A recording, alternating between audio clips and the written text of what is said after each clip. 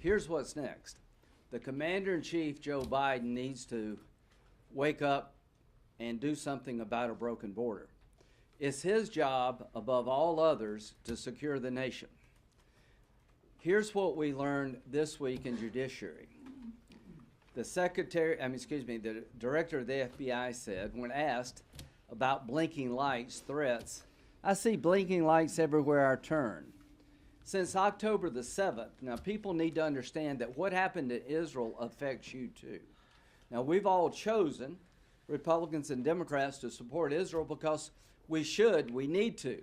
Hamas would kill all of us if they could. We need to be behind our friends in Israel. What does that mean for us? The threat level has gone to a whole other level since October the 7th. Post-October the 7th, a veritable rogues gallery of terrorist organizations are calling for attacks against us. So what does that mean? The people who want to destroy Israel are trying to pay us back for helping Israel. President Biden, you don't need to negotiate with any of us. You have the ability as president to stop this problem now if you choose to use the law that is available to you. Why is the border so broken?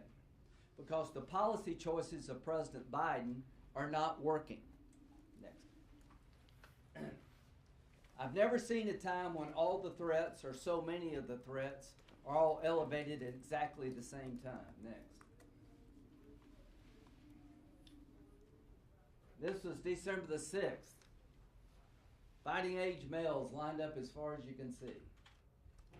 Bottom line is we're urging the president to get involved and fix this problem. Senator Murphy's a fine fellow, but it's never going to happen as long as Senator Schumer is in charge of these negotiations. We're going to have to get the President of the United States involved. He owes it to the American people to fix a broken border. And when I say broken, what do I mean? I mean really broken. In the last 4 days, we've had 40,000 illegal crossings. 2 days ago was the highest on record. We're averaging, for the last 7 days, 9,400 people. We're on track to 3.6 million this year alone, 6 million up to date since he's been president. Larger than 21 states. The threat levels at an all-time high, the illegal crossings into our country at an all-time high, and my Democratic colleagues are saying, what do we get to secure the border? You get a safer country. You're not going to get legalization of illegal immigrants in this deal. This is about securing our border so we can then help our allies. I'm going to turn it over to my colleagues. But this I cannot and I will not do. I will not go back to South Carolina and try to explain why I helped Ukraine, Taiwan, and Israel and did nothing to secure our own border. I will help all of our allies, but we got to help ourselves first. Again, you don't need to change the law for this to stop. You need the president to use the tools available and change his policies. President Biden had a goal to prove to the American people he was not Donald Trump when it came to immigration and border policy. You have exceeded beyond your wildest imagination. How many Americans would love to have the border secured like President Trump was able to do it? You can do it. You have to want to do it. You have to choose to do it. So these negotiations need to change. The President of the United States should be involved. He is responsible for this situation more than any member of the House and the Senate. He is the Commander-in-Chief. And when it comes to securing our border, our Commander-in-Chief, Joe Biden, is AWOL. Senator Grassley. Like Senator Graham, my constituents asked, when are you going to do something about the border? As Senator Graham said, it's already against the law to enter our country without our permission. If we pass those laws, and they've been on the books for a long period of time, in turn the president is the enforcer of the laws, and he has decided not to enforce these laws because he believes in an open border. And this has brought about a national security problem when you read regularly about 169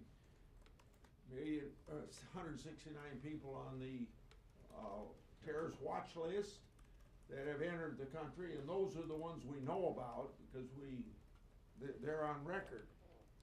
And what I don't get about this whole thing is if you're on the terrorist watch list, you never get on an airplane to come into the United States.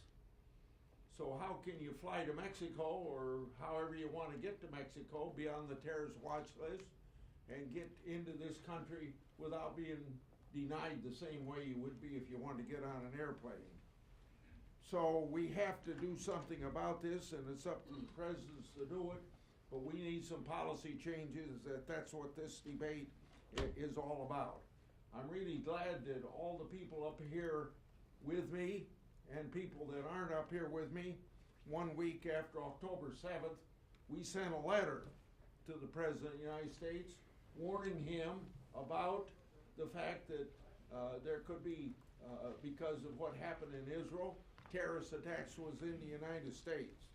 I don't know whether he took that very seriously or not, but we know that we expected this to happen from the people that are on the terrorist watch list. We must secure the border. It's one of the top 3 things that the voters of this country are interested in. It's common sense. It's the law. The President of the United States, just like we have taken an oath to uphold the Constitution, and the President isn't doing that. Thanks, Senator. We're gonna do this by half your land. I already have you by half an inch. Right behind. Thanks, Lindsay, and thanks for your leadership. What yesterday's vote should have made clear is that Republicans are dead serious about solving Biden's border crisis as part of the national security, part and parcel of the national security debate that we're having on the floor of the Senate right now. And as Lindsay pointed out, this was a policy choice. This administration made a clear choice when they took office to completely abandon and do away with the policies of the previous administration that were working at our southern border. So much so now that you have even people like Jay Johnson, who was the Homeland Security Department Secretary under President Obama, said at the time that 1,000 people a day would overwhelm the system, and that he couldn't even imagine what 4,000 a day would look like. Well, now we're triple that. 10 to 12,000 people a day these last few days are just absolutely overwhelming our system, and this is a huge national security crisis for our country, which Republicans are, as I said, dead set on solving. And we have put forward proposals that are meaningful and real and serious and at getting at our border crisis. So far, Democrats have resisted this president, and Democrats here in the Senate have to get serious about fixing this, or not only are we going to continue to face a major crisis, a national security crisis at our southern border, but we're not going to be able to deal with the other national security threats that we face around the world. The lights are blinking red. That's what Chris Ray said. The lights are blinking everywhere I turn. If that isn't a warning, I don't know what is. You got people pouring across that border every day, some of whom are on the terrorist watch list. This problem has to be solved. It's got to be solved now, and the Democrats need to get serious about working with us to make that happen. Well, it looks like we've finally gotten President Biden's attention. 7 million migrants across our borders since he became president. 1.7 million gotaways, people evading law enforcement, up to who knows what. We know how many people were stopped on the terrorist watch list that Border Patrol intercepted, but we have no idea of the number of people who are on that watch list, who are among those 1.7 million gotaways. And there's another number, 108,000. That's the number of Americans who died of drug overdoses, including fentanyl poisoning last year alone. Fentanyl comes from Mexico. The precursors come from China. And they're made to look like something relatively innocuous. And I've been to 6 different high schools where parents are grieving having lost their child to fentanyl poisoning. This is the #1 cause of death for Americans between the age of 18 and 45. Another number I'll mention is 300,000. That's the number of unaccompanied children who've been placed with sponsors in the interior of the United States that the administration has lost track of. They can't tell you whether these children are going to school, whether they're being sex trafficked, whether they're being forced into labor, involuntary servitude. They don't know, and obviously they don't care. So those numbers I mentioned to you, President Biden has been unmoved to work with us to try to come up with a solution. But now we found something that provides us the opportunity to force the administration to do something that they have been unwilling to do until this point.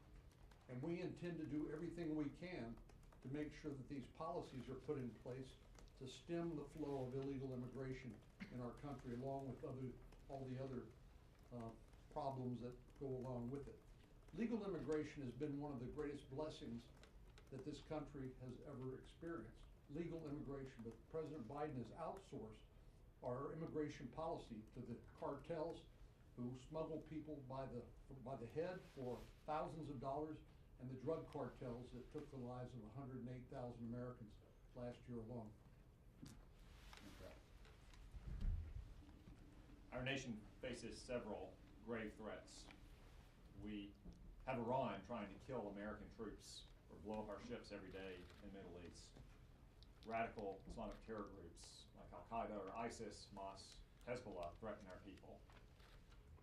We're rising, emboldened, and aggressive Russia and China, but there is no more urgent threat to this nation than our wide open southern border.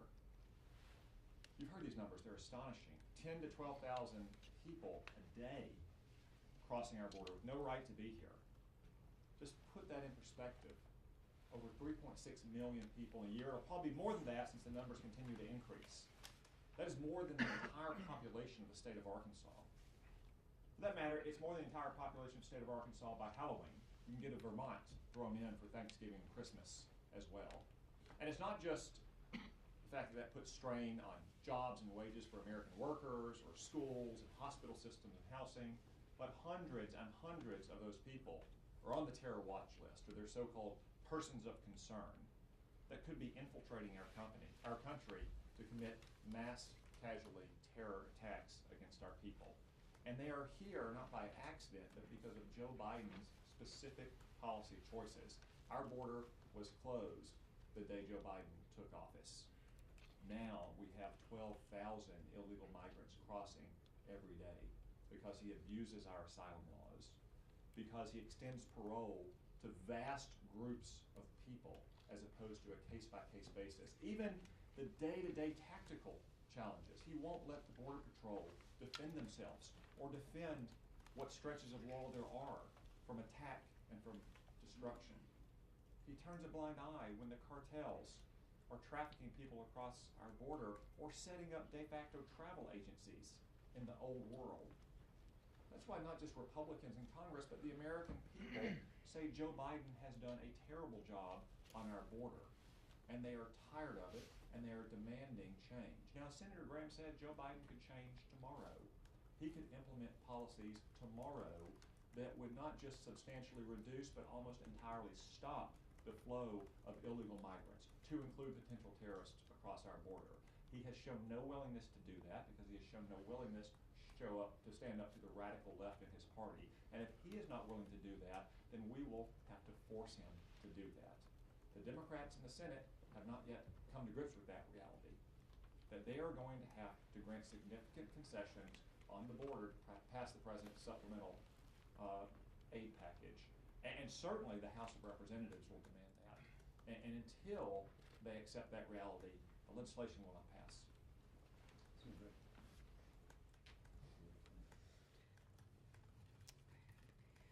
Senator Graham, thank you for hosting this. Thank you for continuing to bring attention to this. And thank you to all the gentlemen behind me who continue to work diligently to actually secure our border. That's what the American people deserve. But unfortunately, Joe Biden refuses to give that to them. You know, when we look at this emergency supplemental, when we look at this national security supplemental, when we look at what Joe Biden sent us, he put money for the border in there. But do you know what that was? It was stuff that continues to facilitate the mass migration that we see across our border. it was yet more of a magnet to draw more and more people here. Now I want to tell you who benefits from that, because we have both a national security and a humanitarian crisis on our border. The liberal media has decided to turn a blind eye to the fact that women are being raped on our border, that children are being recycled on our border, that we have laws that allow that to happen, and actually that's what some of these children are going through. Guys, when are you going to actually call it like it is and not like the liberal left wants you to? The reality is these policies are inhumane. You look at the national security threat of this. Y'all, we've gone through a week where we had 10,000 come over the border, 10,000 come over the border, 12,000, an all-time high. And to what Senator Thune said, Secretary Jay Johnson under President Obama said 1,000 a day would be a crisis. We're hitting 12. We must secure our border for the safety and security of the American people. I don't want to sit across from another mama who lost their child to fentanyl poisoning. You know, I don't want to look out and see the travesty that occurs as a result of this.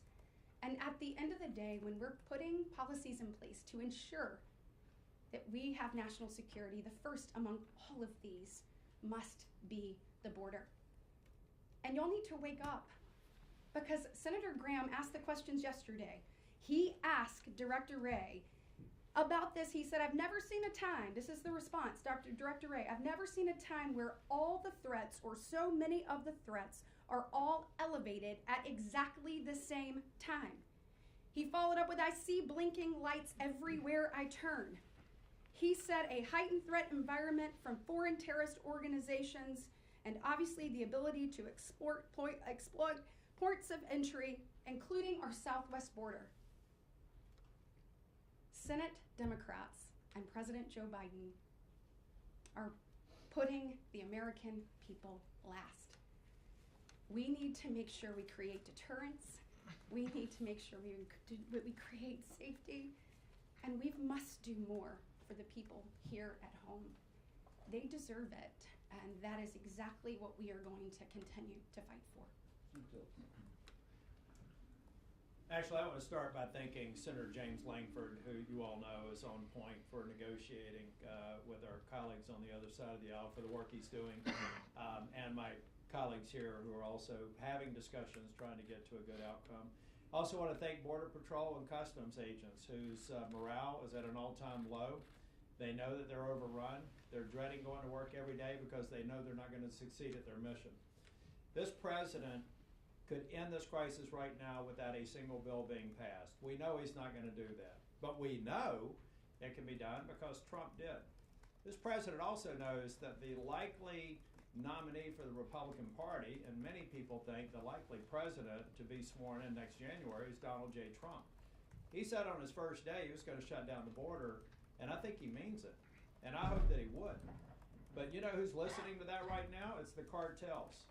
And if you don't think that they're going to ramp up their advertising and try to double the flows that are already 4 times the Trump era flows, then you're crazy. And that's exactly why President Trump's willing to go further, because he knows he's already got a political problem and it's going to get a lot worse. But let's not talk about the politics where he's already losing. Let's talk about the threat. I'll leave you with this, and I really haven't seen much attention paid to this, but the last time I went to the border at about 1 a.m., I stood on the Rio Grande River, right maybe about 5 or 6 feet shy of a fluorescent arrow, with coyotes across the river saying, we're coming. Now, what they meant by that is they're going to send about 50 people over, so Border Patrol will be engaged so that they can bring fentanyl or illicit materials across the border, because we simply don't have enough border agents on patrol. They said, we are coming. Now, 1.5 million people have crossed the border over the last 2 years that are so-called known gotaways. We know they came here. People don't go back to Mexico once they cross the Rio Grande River. They do everything they can. But these people are paying a premium and going through sectors of the border that they're doing everything they can to avoid Border Patrol. Back to that fluorescent arrow. If they didn't have a bad record, if they weren't somebody who was a threat to the homeland, why on earth would they pay money to go through some of the most dangerous sections of the border to evade apprehension? Why would they do that? Unless they've got a bad history or unless they've got a malign purpose. 1.5 million people, let's assume only 10% do. That's 150,000 people, ladies and gentlemen. So I care about Ukraine homeland security. I care about Israel's homeland security, but it would be immoral for me to put those two ahead of what I think is a clear and present threat to our homeland security. 7 senators in 21 minutes. That's it. Questions? Got two, one on policy and then one sort of about the meeting this week. On policy, what exactly do you want on asylum and parole? And then on the meeting, what did you say to General Brown? Did you ask about where he was born? And tell us the background why you did that and if you felt that was appropriate. Yeah, I asked him, when's the last time you've been to the border? And he said, I was born in Texas. I didn't think that was a good response. You know, I like General Brown. You know, he's a great guy. I've got nothing against General Brown. I was frustrated because nobody up there knew anything about the border. So when I said, when's the last time you went to the border, you tell me you're born in Texas, that's not answering my question. So I like General Brown. He's a great guy. But they didn't have one person there to talk about the border. Everything was about Ukraine. Everybody behind me will vote to aid Ukraine if we can get the border right. And then asylum and parole, what would you like? Number one, start with things that we know work. If you're past the credible fear standard, your hearing is on average, 3 or 4 years? 4. Stay outside the United States. Once you let people loose into the country, it gets back all over the world. Once you get to America, you never leave.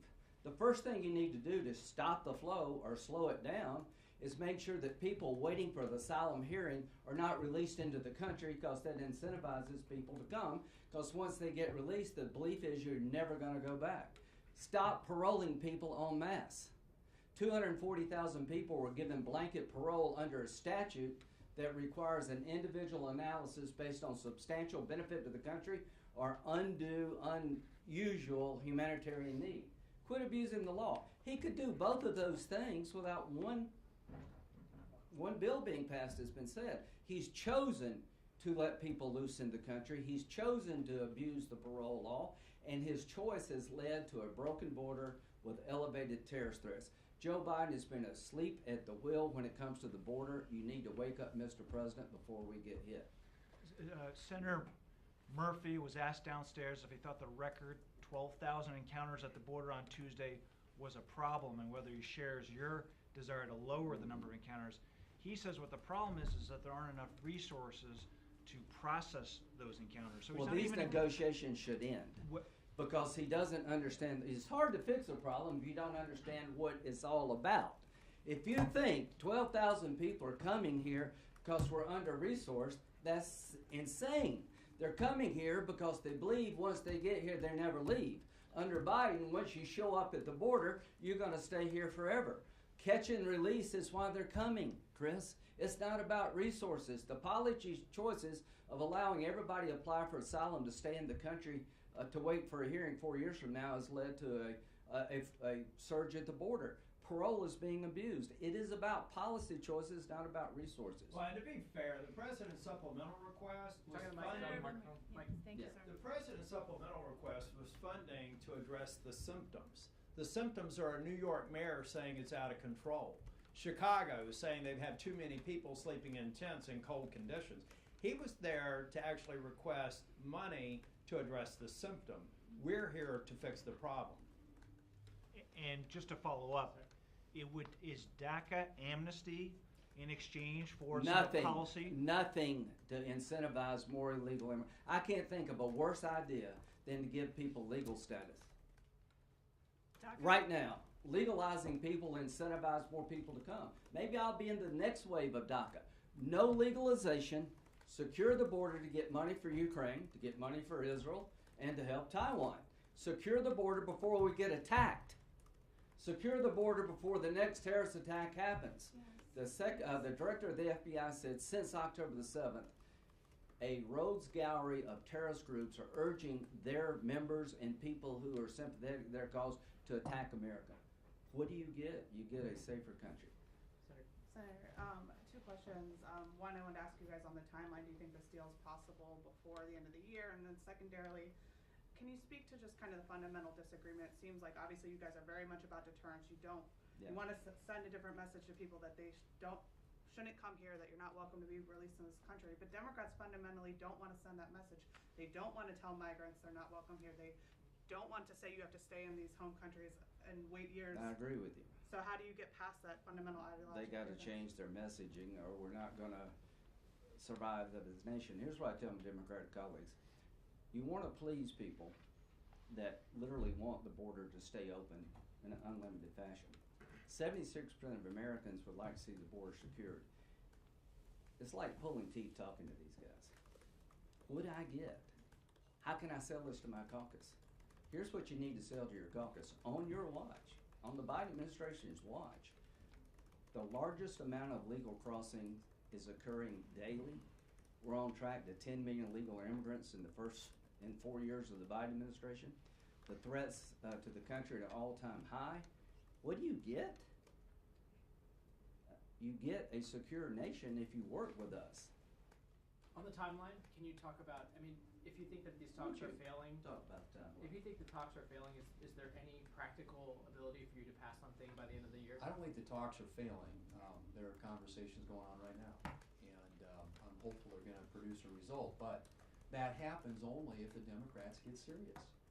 And as has been pointed out, I mean, the Democrat mayor of New York, Eric Adams, is in town today, meeting with Chuck Schumer, and talking about what I'm sure he's been sharing publicly, and that is that this crisis is creating huge problems for him in New York, having to cut education funding, having to close libraries, having to freeze hiring police force. I mean, this has real consequences, not just for border communities, but for communities all across this country. So it's got to be dealt with, it's got to be fixed, and I think the vote yesterday, if nothing else, sent a loud and clear message to the Democrats that that's the case. Now, the White House is going to have to engage, particularly if Senate Democrats are unwilling to do what we're suggesting be done. But this isn't a money issue. You can't throw money at it. This requires changes in policy that change the signals that we're sending to people who are coming across the border illegally, and the magnets that are out there that keep pulling them. And that's what Senator Langford and others are trying to accomplish. One last question. Senator, you mentioned that you wanted the president to get involved. Yes. Would you consider policy changes through executive action instead of the legislative changes? Well, number one, that's a really good question. Mr. President, you may not know it, but you could actually fix this without any of us doing anything. You could go back to the policy of making people wait outside the country for their hearing, which is 4 years away. And here's what I know works. You're not going to pay $10,000 or $50,000 to get to the United States to remain in Mexico for 4 or 5 years. That's why people stopped. So parole, tell your Secretary of Homeland Security, stop paroling people on a mass basis. If you did those two things, it would go down dramatically. Now, about policy fixes, we need statutory changes to make it permanent. The President of the United States has all the power he needs to dramatically reduce the flow. To make it lasting beyond his administration, we need a statute. And here's what he needs to understand. If you don't use your executive tools or work with us for a statutory solution, none of us who are supportive of Ukraine, Israel, and Taiwan can vote on a supplemental, because you're making us pick countries abroad over our own homeland security. And I'll end where I started. I've never been more worried about a terrorist attack on our nation than I am right now. It's just not me saying it, it's all the people in the intelligence community. Mr. President, you are the commander-in-chief. You have a house, a plane, and a bunch of people working for you. You're in charge of the intelligence community. You're in charge of our nation's national defense. Mr. President, your own people are telling you America's exposed. And I feel like I'm in an episode of 24. The clock is ticking. Can we get there in time? People tell me they're probably already here. You're probably right, some. But after October the 7th, the number of people who want to punish us for helping Israel is through the roof. Every day that Israel has to fight for its survival and we have a broken border is a dangerous day for America. Thank you.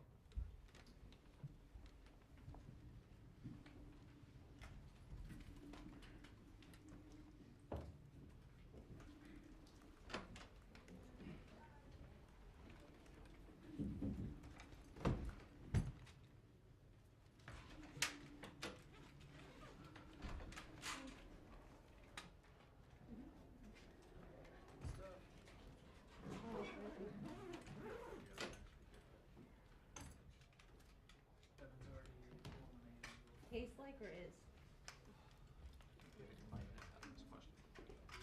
I was wondering why no one else, I mean, cause I was genuinely curious. I'm just, I'm not at now. Yes, they do. It's kosher. I want some coffee.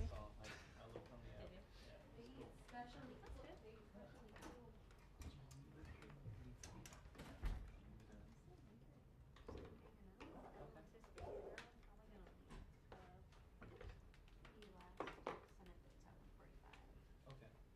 I do have my big camera, but I can put on monopod and go outside. Oh, you know, yeah. I have a Senate review crew also, so Okay, perfect. we should be okay. Be good. You can go on back to the office. I don't. I think I'm gonna get lost on my way back. Okay.